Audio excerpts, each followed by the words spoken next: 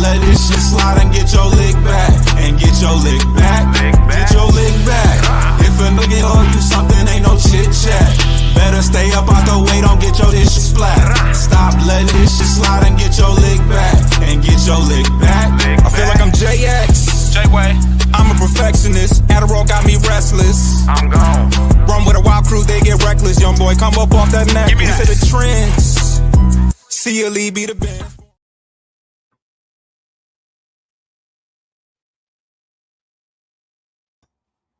Good afternoon and welcome to another episode of Corner to Copa. I'm here with my co-host, Coach. It's looking a little gloomy outside. Just give you guys a little weather report. I think the high is what, 50 some degrees today?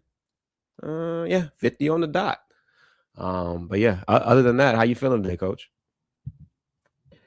Oh yeah, we've had some nice weather earlier in the week. Now we're kind of right back to where we were a week or two ago, just for a day or two. But Tigers are warming up after that four-game series debacle in Minnesota, and we are looking at some random weather-related time change for today's game. Hence why we were a little bit earlier than normal for today, but and also because this is a 4-game series ending on a Monday of all things. So at 11 a.m. Yeah, right. And it's the same day as the Boston Marathon race there too. So I think we joked offline. I said they might not wear their normal home white uniform the whole 4-game series. So they wore their green ones Friday and those yellow City Connect ones, but doesn't matter. It's a new day, and it's a day that we're hoping to catch the series lead and see what happens on Monday. Absolutely, and it started off the week with a couple of defensive struggles, a lot of pitching, and the Tigers kind of had to manufacture some runs and in some unconventional ways.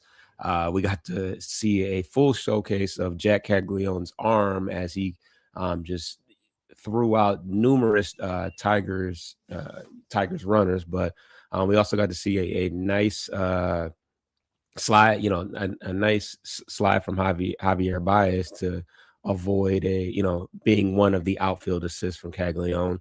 It wasn't into the third game that we really saw any offense, and that was quite a wild game that had some rain delays, had some ump issues, and some bullpen, some bullpen blunders, but very exciting conclusion to the game. I actually wanted to go left just a little bit. Now, as we watched the game on, what was that, Thursday? Yeah, Thursday. Yeah. Where the ump had to, dart to the dugout. Do you have any horror stories as an umpire? And whether it's had a little too much last night, not feeling great. Any horror stories that you want to that you can think of as you've umped over hundreds, thousands of games? I don't even know. Probably not thousands. I hate you because that's actually happened to me once. What? Like yeah, you got sick and. Yeah, I was this is years ago. Well, thank God it was local. For some reason, it was like a 13U or 14U summer game. They wanted 3 umpires for that game, which we normally never do at all. And this is just like local summer, not like house league. This was part of like a summer weekday league, similar to what I played with the Blues. But anyways, yeah, I ate something probably about 2 hours or so, hour and a half for game time, and it just didn't sit well. And it was church property, but there's this outhouse about 200 yards way straight away center field, well beyond where anyone could hit. And I looked at it and I was like, second inning, man, my stomach.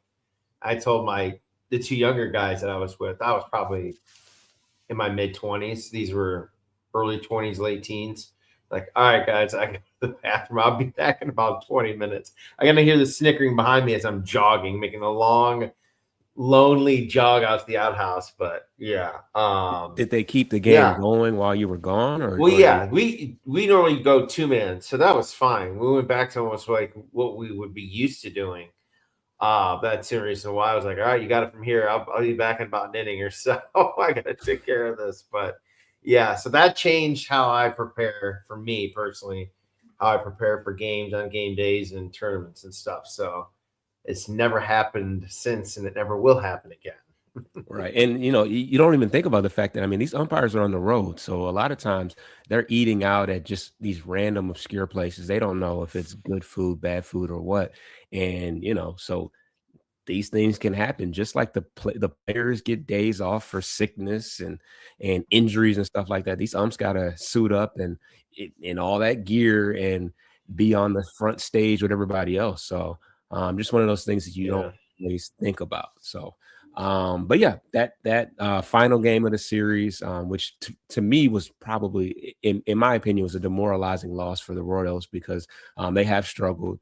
They haven't hit very well. And then in the one game that they did hit, they still lose. They have a 2-run lead going into the 9th inning, and they weren't able to hold on to it.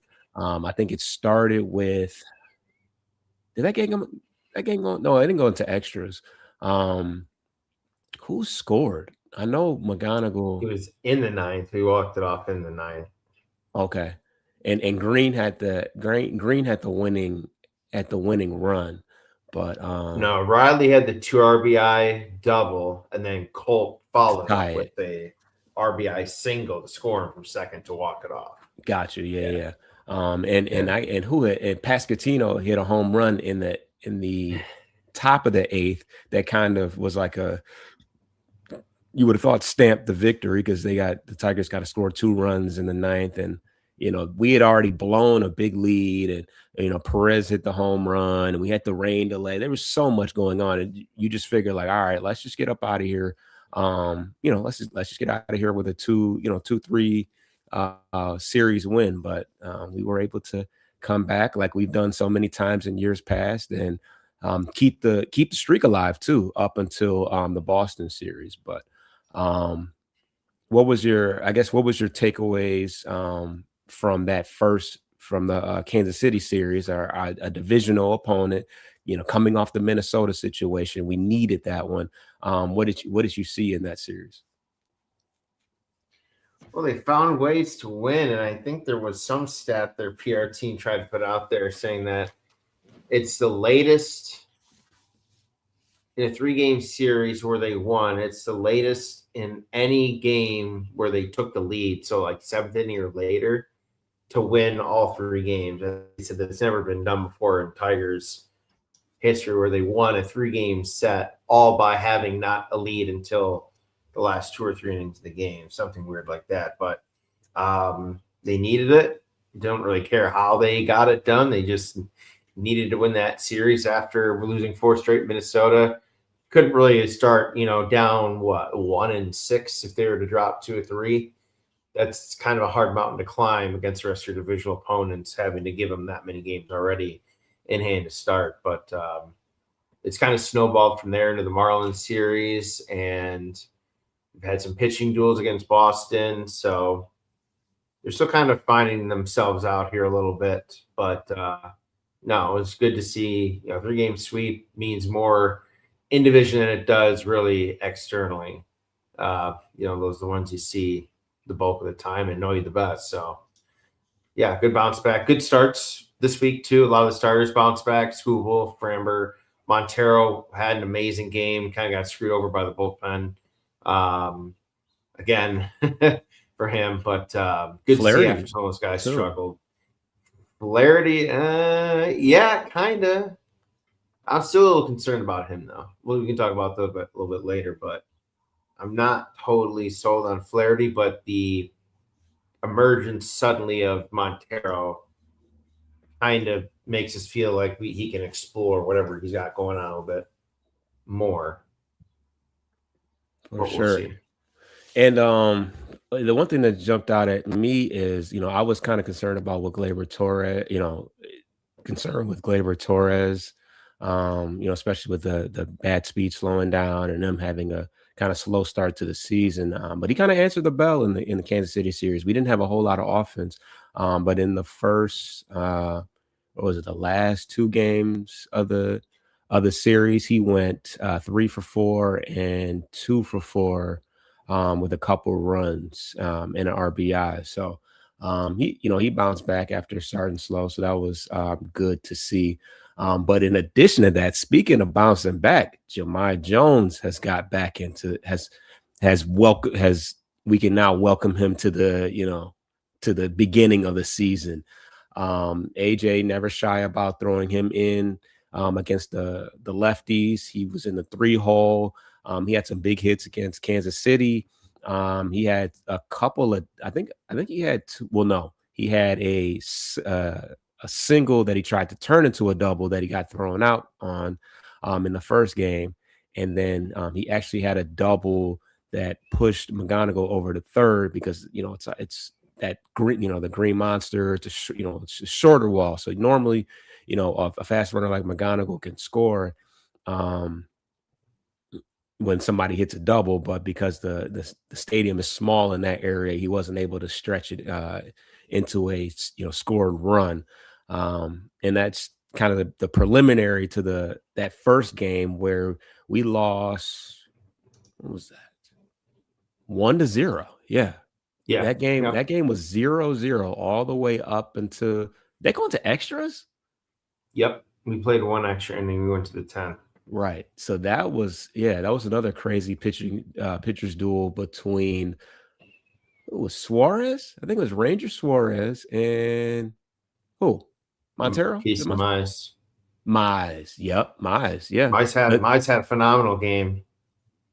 Yep.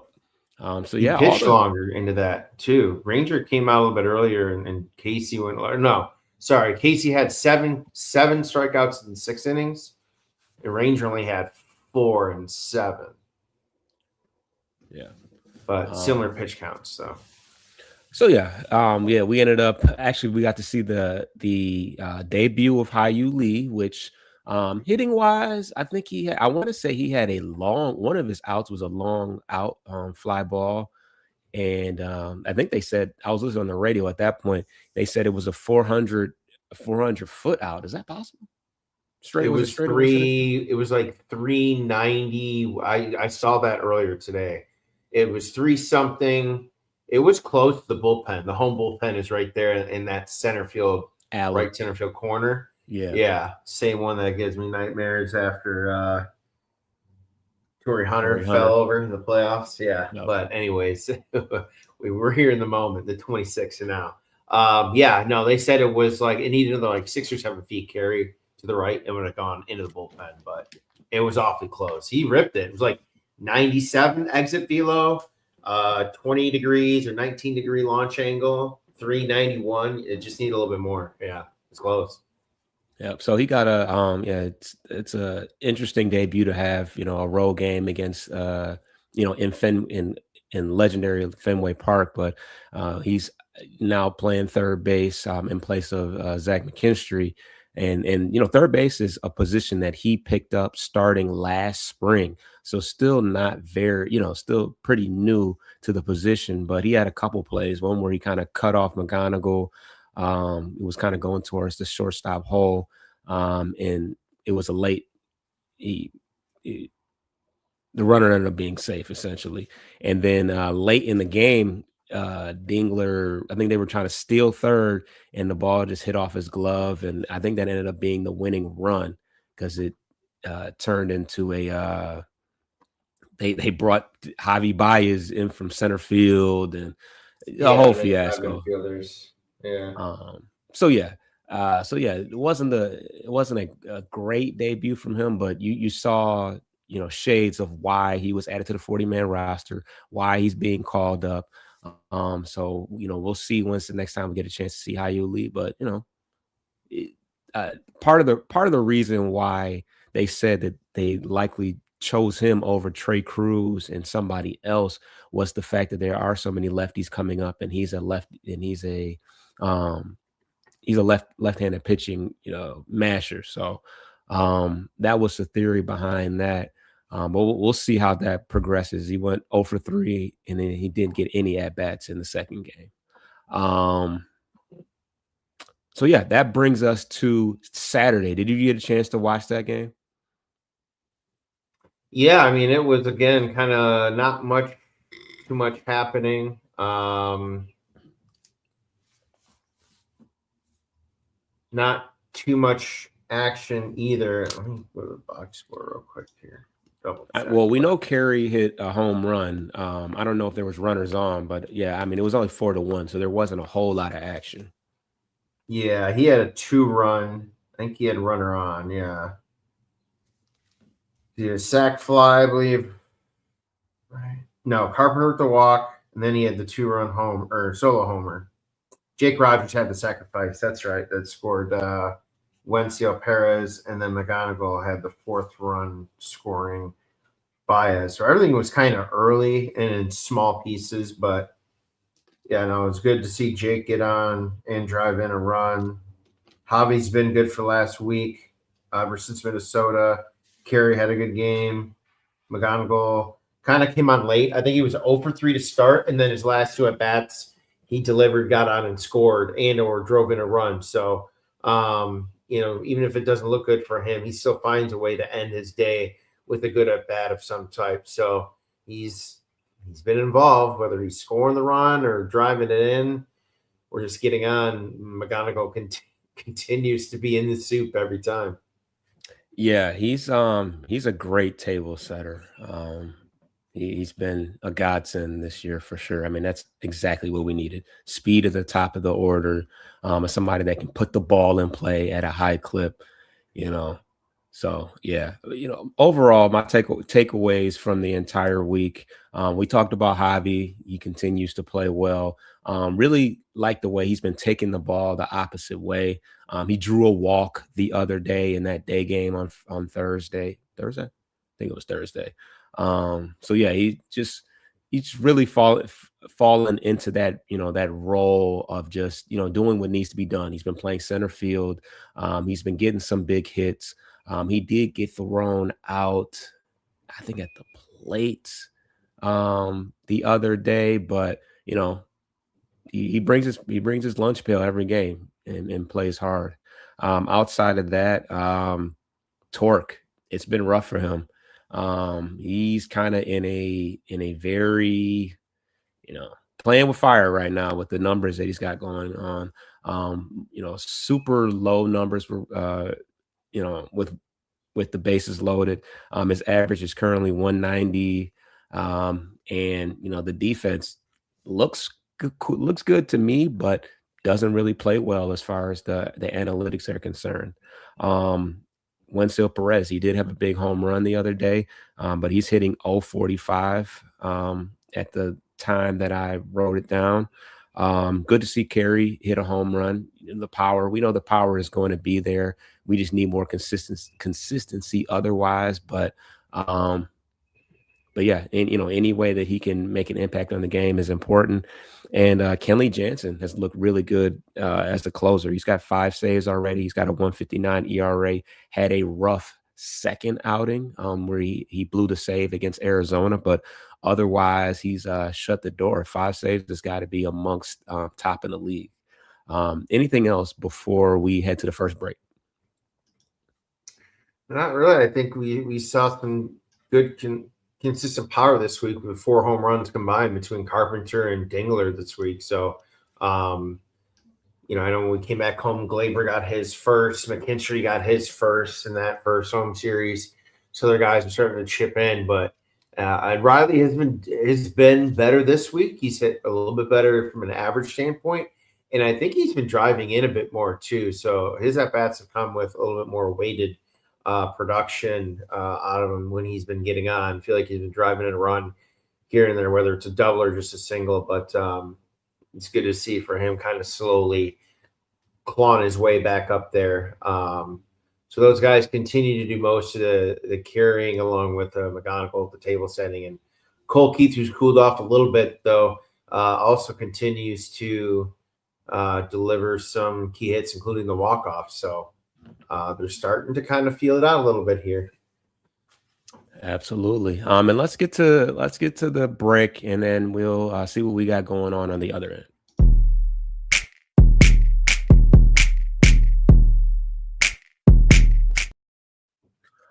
All right.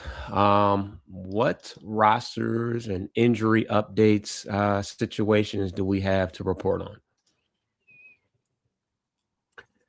Yep. So officially earlier in the middle of the week, the Tigers made the announcement that Parker Meadows was moved to the 60-day IL and will be missing, quote, multiple months after having successful wrist surgery in Atlanta.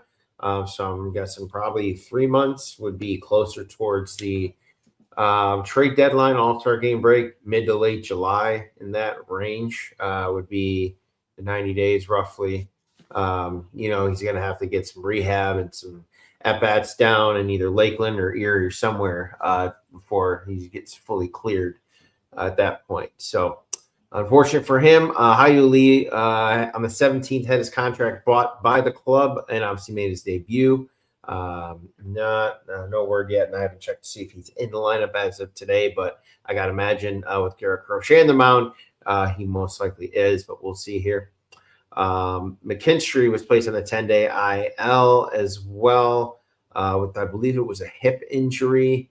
Doesn't sound like it's too concerning, and it's the shortest amount of time he can really be off, I do believe. So hopefully he'll be back ready to go. The extension of McGonigal was announced on the 15th. 8 years, 150 with escalated up to 160 million. And also on the 16th, the club announced that from AJ Hinch, his recovery is a little bit slower.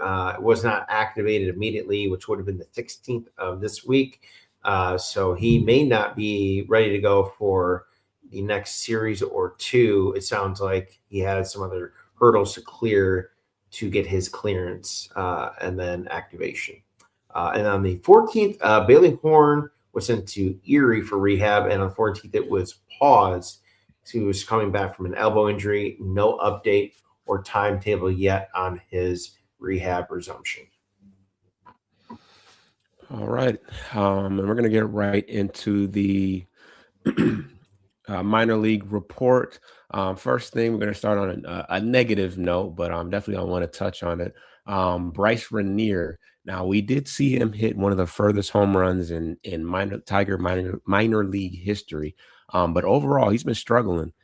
He's only 20 years old, and he is highly touted. But I think that shoulder injury has just the amount of time that he was out has kind of thrown off the swing. There was some videos floating around of one of his strikeouts, and it was quite an awkward swing. I'll just say that.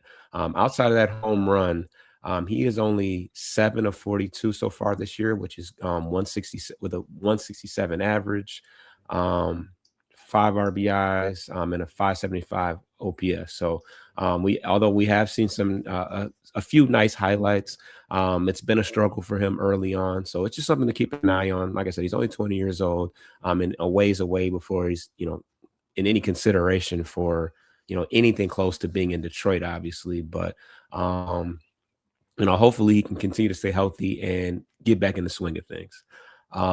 Outside of that, Brett Callahan, who's in Erie, is having a good start to the season.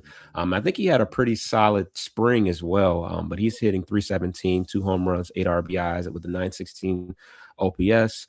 And this was actually written down before Lee got the call up, but he just recently hit his first home run of the year because he missed a good part of the spring training. He missed all of the World Baseball Classic due to an injury. So it was kind of a quick call up for him, quicker than I thought it would have been. But like I said, it's a lot of lefties on the way, including Garrett Crochet. He'll probably be in the lineup today along with Jahmai Jones.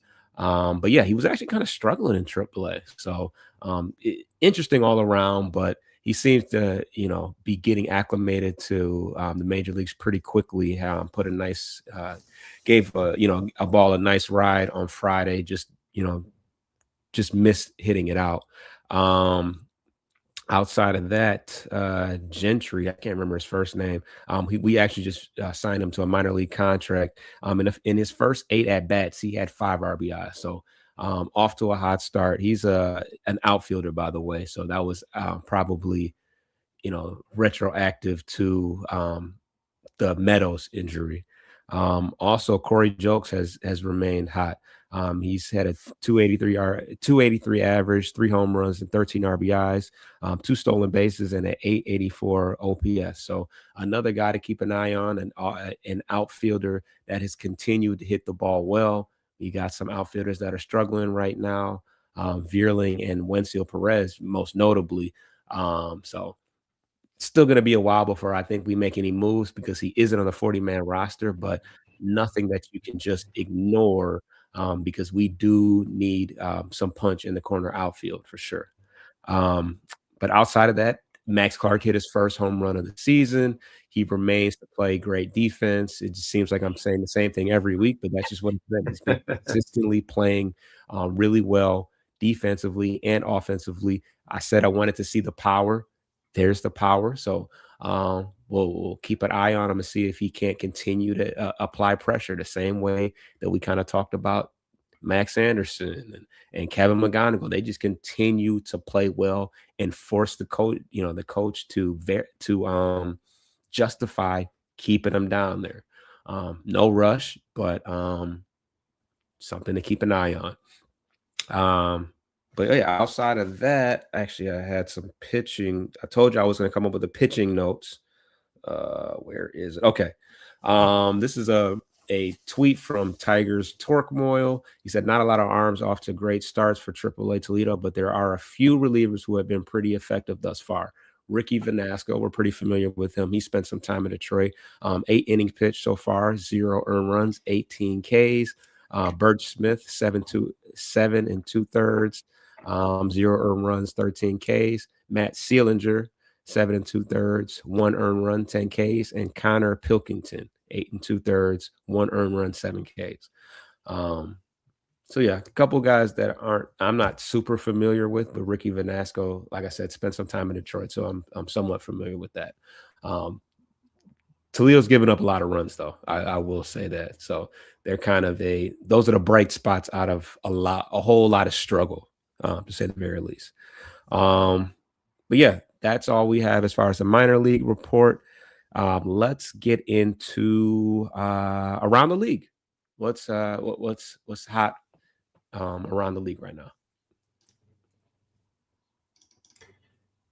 Yeah, so we've got here the Mets are in continued turmoil. They're on a 10-game losing streak. Soto went on the IL earlier in the week, along with some other notable stars in terms of George Springer, Christian Yelich, and Phillies closer all-star Duran, all landing on the IL this week. Jorge Soler and Reynaldo Lopez were given 7-game suspensions each for their brawl involving each other. Happened between, I believe, Atlanta and Cincinnati. Ironically, considering their former World Series winning teammates, that's interesting to note. Jordan Alvarez continues to be up there in league home run total for a team also questionably struggling. The Astros are last in the AL West right now with only 8 wins. Looking up at the rest of the division. Update in terms of Rookie of the Year. It's largely a 2-horse race right now with McGonigal and Guardians rookie Chase DeLauter. Murakami's kind of still in the race there with the White Sox, however, they've cooled off as well as he himself. National League gets largely between South Tour, the Reds, and Mets.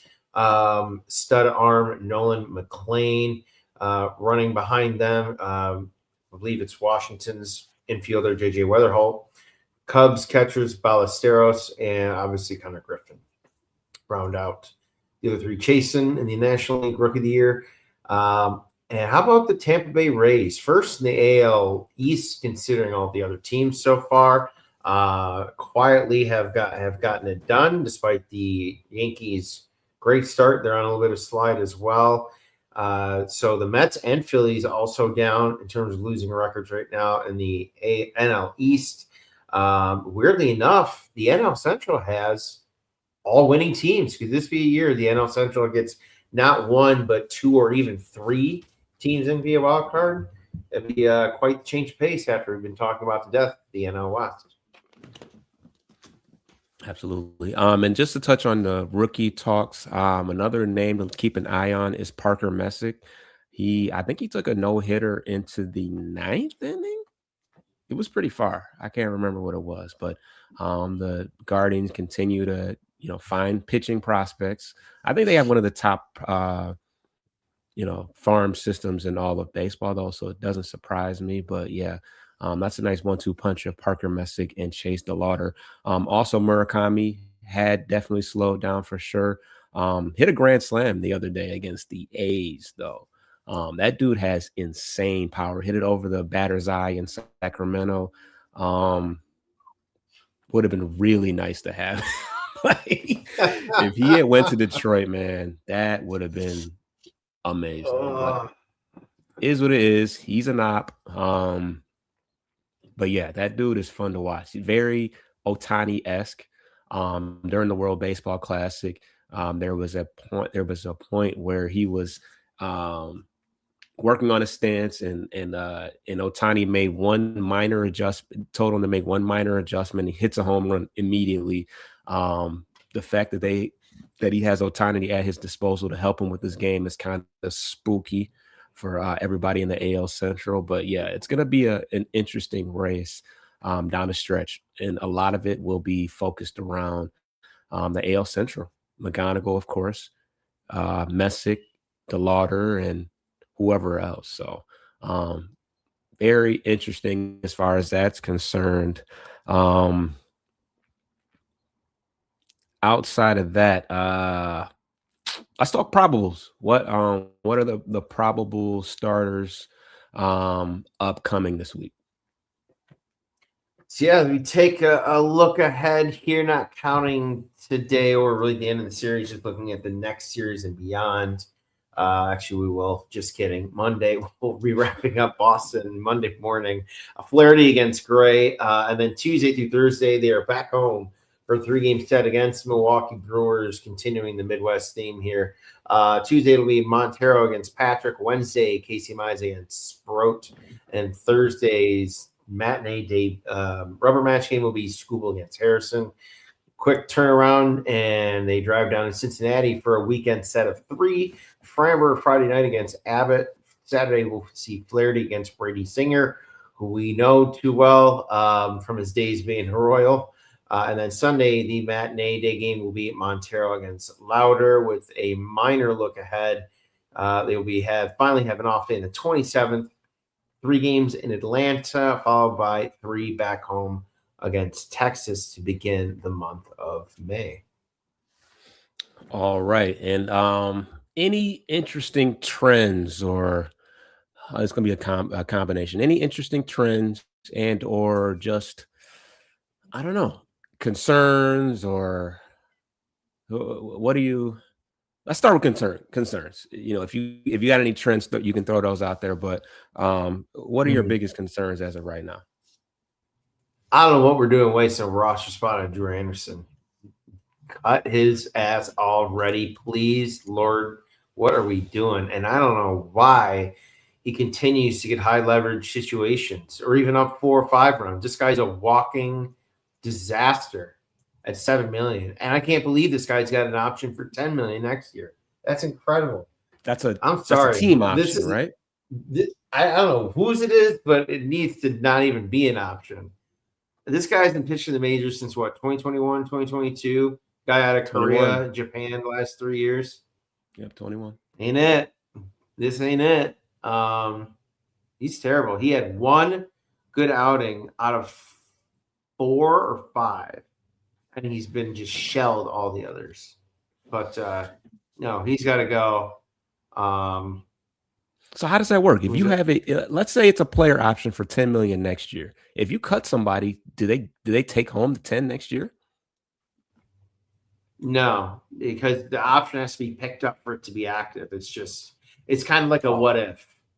It's not anything. There's no financial, unless there's something in the contract that states if he's cut before a certain date, where that option can be evaluated and used, maybe. But that's kind of getting in the weeds of it a bit much. But no, the only other concern, but we've talked about it offline, and I'm not going to hammer it to death, but Torkelson, I think, is continuing his descent here. He did have a hit with a runner in scoring position the other day, which was good to see. But other than that, there hasn't been much there since maybe back at the beginning of the week before they left to Boston. Yeah. Torque definitely. Winsell. It's interesting when you get into Drew Anderson too. It's interesting when you look at his Savant page as well, because you look at the expected batting average and it's very low. I don't know if that's due to the ground ball rate, but I would assume it's due to the ground ball rate. But based upon that, his numbers should be a little better than they are. What's the hard hit rate? I mean, the hard hit rate's above average. The barrel rate's above average. So I don't know. That's kind of interesting. He has walked a ton of people. I think that's what's killing him, is the fact that he's just walking way too many people. So if he can clean that up, he would definitely be in much better shape. But because if you're keeping the ball on the ground and it's not very hard contact, it's obviously the base runners that you're just putting on that are self-induced. So he's been out of the league for a very long time, which is always a red flag, how he didn't make it back to the major league sooner. But the Tigers believed in him and were willing to pay him $7 million. They gave him a $10 million club option for next year. I guess banking on, if he just had a lights out amazing season, $10 million would be a bargain, I guess. But not looking like he'll ever see the light of day as far as that's concerned. Let's pull up Winsell Perez real quick, because I feel like his same thing with him as far as the metrics. Yeah, the metrics suggest he should be much more successful than he is. Obviously, the launch angle is an issue, so it's probably a lot of hard hit ground balls, I would assume. But you look at the expected, his expected stats, they're pretty high. And he's not striking out. The K rate is extremely low. The whiff rate is extremely low. He's putting the bat on the ball. He's just not lifting right now. So I don't, the encouraging thing that I can say is that Jahmai Jones has snapped out of it. He got that big double was against Chapman. And then I think he got a couple hits against Cole Reagan. So top-notch left-handed pitching. So that was a really encouraging thing. Matter of fact, he's in the lineup today. Let me pull it up. Dang. Yeah, he is.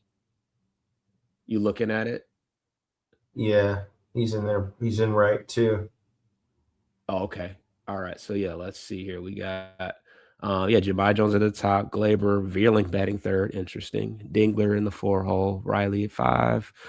Perez 6, Torque 7, Hyu Lee, which we expected, in the 8 hole, and then Javi at the bottom. So he's going up against Garrett Crochet, who's coming off a really bad outing against, I don't even know who it was, somebody. But he'll be trying to get back on things. So a lefty matchup. We got Framber Valdez going for us. So Wenzel has 9 ground ball outs and 11 fly ball outs so far. So pretty close to 50-50. Okay. So, I guess so I get the launch angle thing. They're probably all pop-ups. They're probably not high. Yeah. Hard that's, line drives. That's what I said. It makes sense. 9-11 because he's got 22 at bats and 1 hit, the home run. So. Oh, that's the only hit he has. Wow. Okay. Yeah. Oh yeah, it says looking right at it, the hit spray chart, just one to right field. Yeah. So everything's put in place. He's only got 2 strikeouts, no walks to speak of, or no, 2 walks. So 24 total. And you know what? Bats. And I looked at, there was a graphic where they talked about the contact rate, and everybody, okay, here it goes. AJ Hinch says we're obviously looking for contact there. Contact rate in 2026, 91% for Wenzel, as we just talked about, 72% for Torque, 60% for Carp, and 75% for Colt. So this makes sense why Carp didn't hit for Perez. Thought Keith might have been an option instead of Torque. So yeah, the contact rate has been exponentially higher, which hasn't, which is certainly cut down on the power, but definitely was a point of emphasis over the offseason when we had so many guys striking out. It's like you guys need to put the bat on the ball. So I think we just need to let things play out. The analytics here is kind of is encouraging in a sense because he's making contact. You look at the hard hit rate, 55%. I mean, he's pounding. It must be must be the ground balls or something. I don't understand how your hard hit rate could be that high, but the launch angle is that off. Like, because can you still hit it extremely hard but be a pop up? I mean, yeah, if it comes up, if it's up there for 5-6 seconds, if you scorch one up there, that's like just hitting the sweet spot, but the very top of the barrel, essentially, and it just goes straight up like a rocket. It's a game of inches, I guess technically, but ain't it? Troy says, I'm not confident with our bullpen at all. Even Kenley, I don't see as an elite closer. No, not elite. But I think 5 or 6. ERA under 2. And it's really a 3-headed horse. It's really what it is with those 3 guys: Finnegan, Best, and Larry. So yeah. I think the biggest concern, outside of the occasional collapse of Will Vest in the 8th inning, is Drew Anderson, and I think De Jesus. I don't think he's been that good.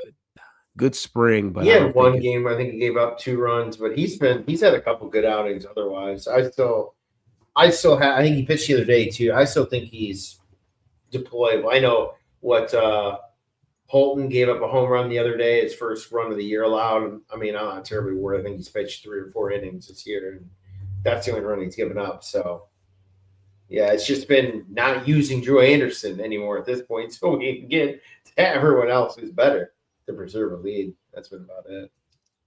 Right. Let me see. I can't find Emmanuel De Jesus' Savant page. ENN. Oh, that's what it is. Emmanuel, and then De Jesus is 7. Yeah. So he's got an ERA of 5.40 in only 5 games. Weak contact, no whiffs, velocity down, ground ball is way down. So yeah. But 5 games though, not a large sample size. So you can see the hard hit percentage and barrel percentage are pretty good. So it's weaker contact that's getting through for the most part. Yeah. So yeah. We covered a lot there. We talked about the good and the bad. Definitely want to see more from Torque and Perez. But we'll see what Jahmai does. We'll see if he can complete a really good week with a couple, with some hits against Garrett Crochet. Touched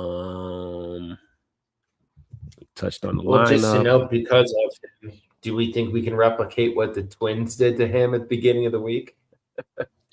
The Twins did to Crochet. Remember they dropped 9 runs? Oh, right. That's who it was. Right. They went off. I couldn't remember. 2 innings. I think it was 11 runs, 9 earned in less than 2 innings, Garrett Crochet, and he pitched like 80 plus pitches in less than 2 innings. That's crazy. He may not go another game in his career giving up 10 runs, but I'll take a hefty 5 to 6. And that was with Ryan Kreidler hitting a 3-run bomb too. Our former opening day center fielder Ryan Kreidler. Yeah, we were actually recording the McGonigal signing situation when Kreidler hit that home run. But yeah, It's crazy how they can just turn the most mediocre and random players into like everyday. I don't know if he's still not an everyday player, but he's got a couple home runs over there. So yeah. Good for him. Anyways, Kind of didn't really do him dirty, so kind of. But you know what? He hung around a while. Like he was on our team before the All-Star, the trade deadline. We outright released him from Toledo. Right. Yeah. Oh well. Good for him. Subscribe to the channel. We're here every Sunday, recapping a week in Tigers baseball. Any live updates, we definitely will attempt to go live and keep everybody up on what's going on. Down the line, we got the trade deadline. That's always a busy time for us as well. But yeah, tell a friend to tell a fan. Corner to Copa, Bleachers to Speakers. Subscribe to both of them. Any closing words before we get up out of here? Not really, other than maybe a little plug of what could also be on after the Tigers' third game of 4 in Boston. Oh yeah, the Pistons play their debut playoff game today at 6:30. That's at home against the Orlando Magic.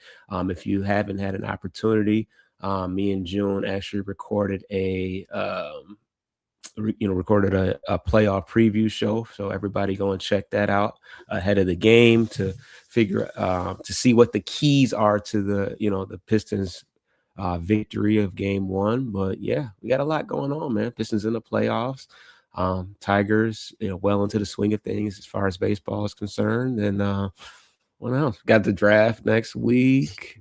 Got a lot of stuff going on, so stay tuned. We'll be back next week, and appreciate everybody for tuning in and commenting on the YouTube. We out of here.